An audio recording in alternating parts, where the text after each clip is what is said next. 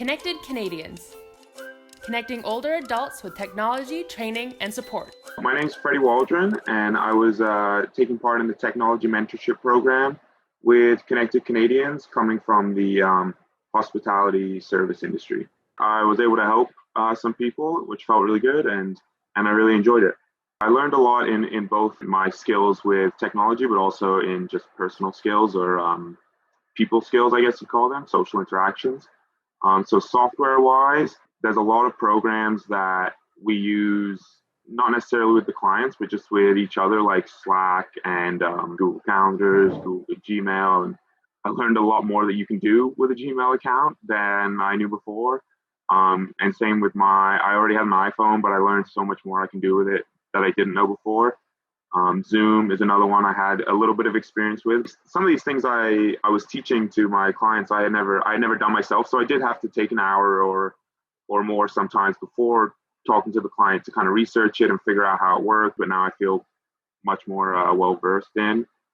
Like, you really do have to know it if you're going to teach it to someone else. It definitely teaches you like all the ins and outs of the program. Like when I was helping people with their iPads, there were things that I kind of knew how to do, but I didn't know well enough to explain it. So I had to do that extra research, or I knew how to do it a certain way, but then that way it wouldn't work for them for whatever reason, or they just preferred to do it a different way, or maybe they came across a roadblock that I didn't get with my device.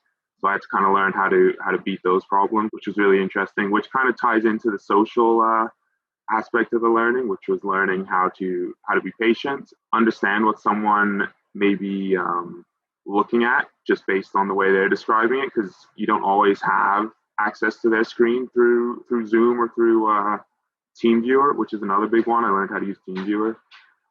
What other people might be using to describe things is really important. Just being patient, problem solving skills, being friendly to people. It was trying not to get frustrated, and then also not let your client get frustrated either, because it is really hard when you hit those roadblocks and you may try a couple different things and they may not work. Just kind of persevere, and definitely the most relevant would be the social interaction and like the ability to be friendly and talk to people, because that's huge in any service industry. If you're dealing with the public, you always have to be friendly and polite. That translates obviously to this, because you are dealing with people. You know, you're dealing with them on a one-on-one phone call for an hour at a time.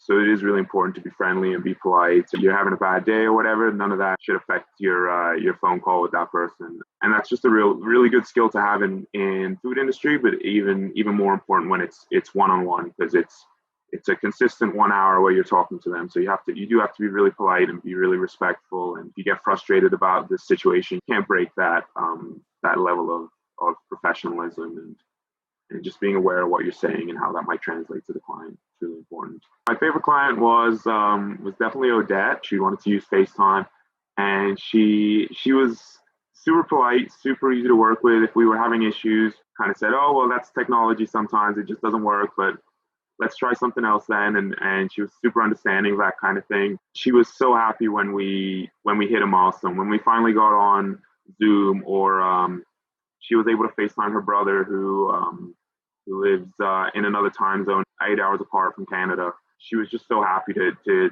have those victories. So it was really rewarding for me, because I was so happy for her that I was able to kind of facilitate bringing that happiness to her. It was really it was a good experience, and she was just lovely. She was, super nice lady. She started off with that iPad, having never used an iPad before, and by the time I was teaching her like the fourth or fifth app, she was picking up on it. She knew the lingo, she knew the different things, and she even said to me, she said, they're all kind of a little bit the same. Like, I feel like I could figure one out. It would take me longer, but I could figure one out without you at this point if I really needed to, which was good, because that's ultimately where we want to get to. If you're willing to learn, then that's all you need.